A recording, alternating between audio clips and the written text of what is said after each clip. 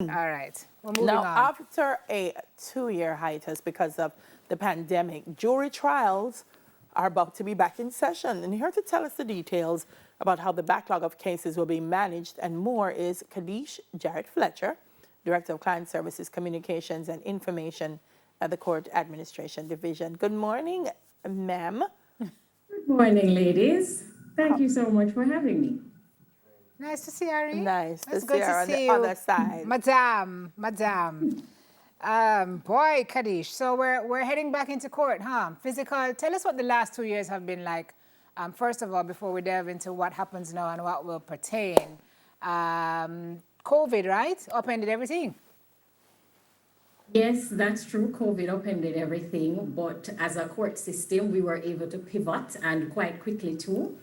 And we were able to get quite a bit of work done. We had quite a few trials that were done as bench trials, which were judge alone trials. And so in the gun court, for example, we were able to clear the backlog of cases there as we were able to have some more bench trials in that court. So we've been able to clear the backlog in the gun court, but we do have a slight difficulty when it comes to some other matters in the home circuit and in the rural circuits, because quite a few of the accused persons opted to have jury trials. And over the last 2 years, as you would have said, we were unable, because our jury boxes do not or cannot accommodate physical distancing. So we were unable to resume. We did try to resume. However, there was a spike, and so we had to shelve those plans. So we are quite happy to be able to resume and to get on with the business of the court.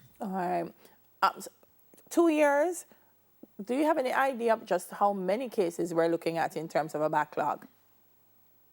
Well, at the moment, I believe that we have in the rural circuits, for example, at February 2022, we had approximately 2,848 active cases before the rural circuits, and those are criminal matters. Mm-hmm. So that data is consistently being updated, but that at February 2022, that's where we were in terms of matters, criminal matters, that is. Active cases, 2,000.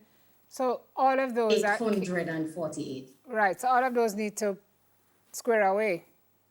We need to get on and try to get those matters out of the system. Importantly, though, we would have set for ourselves, Simone, a target to clear the backlog by 2026. And importantly, we are still on track for that if the current trends hold. But we need the resumption of jury trials in order not to jeopardize that. Because what happens is there are some matters where the legislation prescribes that they are to be tried by a judge alone.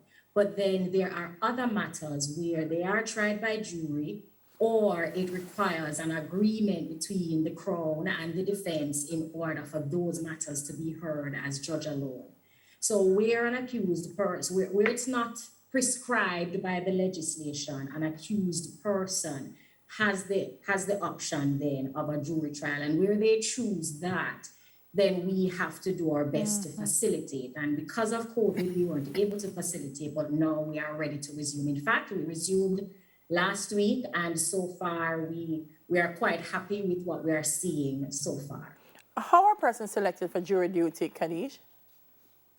All right, so in order to qualify for jury duty, any Jamaican citizen, any Jamaican citizen living in Jamaica who is between the ages of 18 and 69, who is registered to vote and who has a TRN, a TRN, qualifies to serve as a juror in our jurisdiction.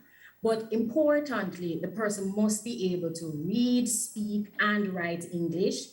And if you're a person who is awaiting trial in the parish courts or the Supreme Court, for example, you are ineligible to serve, as well as any person who has had a conviction for treason or any other offense for which they would have served a term of 6 months imprisonment.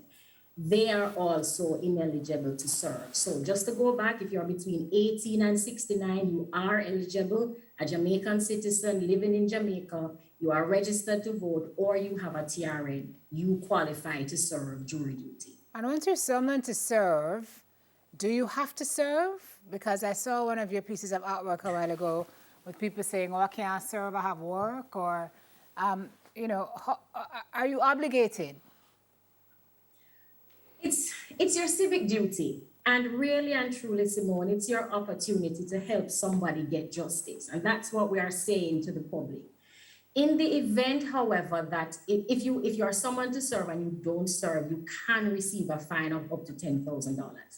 But in the event someone is someone to serve jury duty and they are unable to attend, then they may submit a written request for permission to be excused or to defer for another period.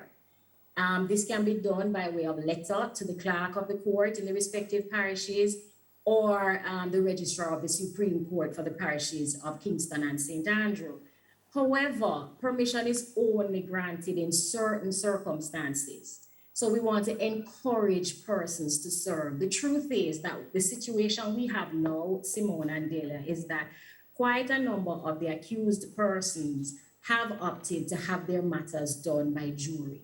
Now, if we don't have a pool of jurors from which to choose, if we cannot empanel, then the matter cannot proceed.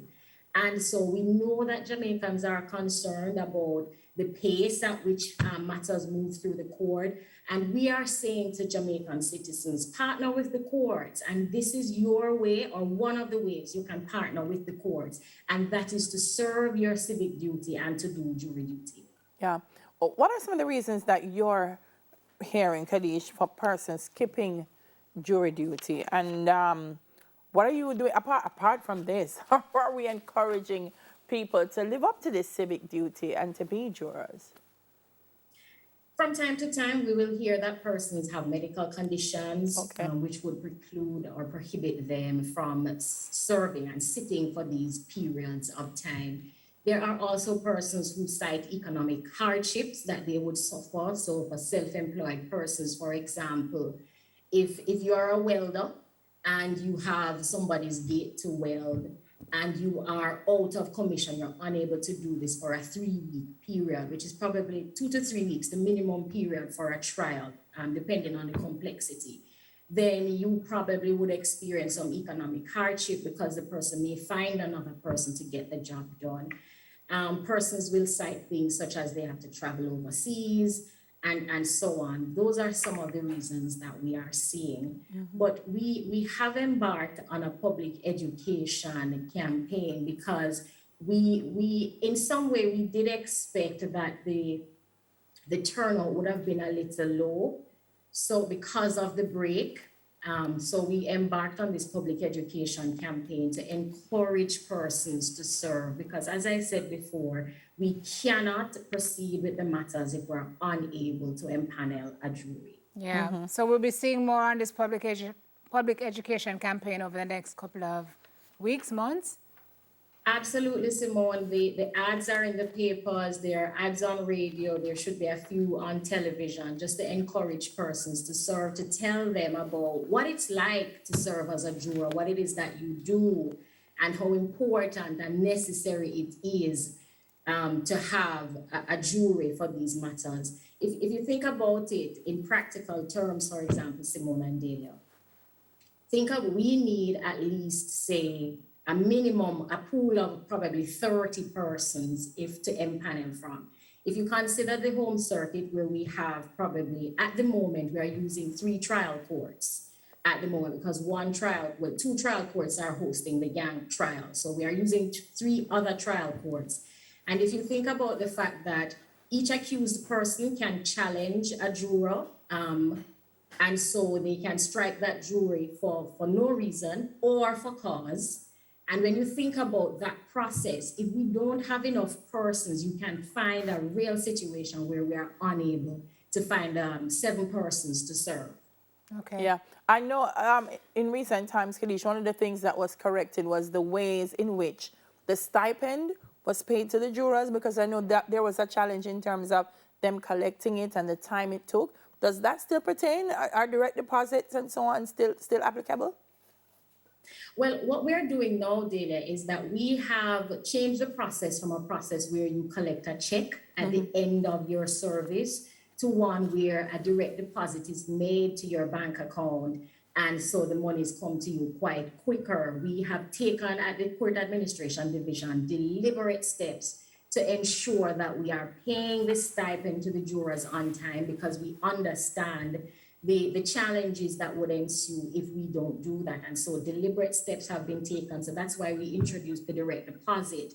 So what happens at the end of your service, you fill in the relevant paperwork, and then the processes within the Court Administration Division will take its place, and we try to ensure that you are paid that $2,000 stipend as quickly as possible. So we do want our jurors to have bank accounts so that we can make that direct deposit. Yeah. So you don't have to wait to collect a check, because what would happen, the checks are processed in Kingston at the head office. Then we would need to send them down to Westmoreland, for example, for that circuit. And So the then direct we need deposit those makes it persons to come. much Direct quicker. deposit, you get it immediately. We send it straight to you. There's no intermediary person. All right, Okay. Karish, we're getting the wrap up, and you know how that go.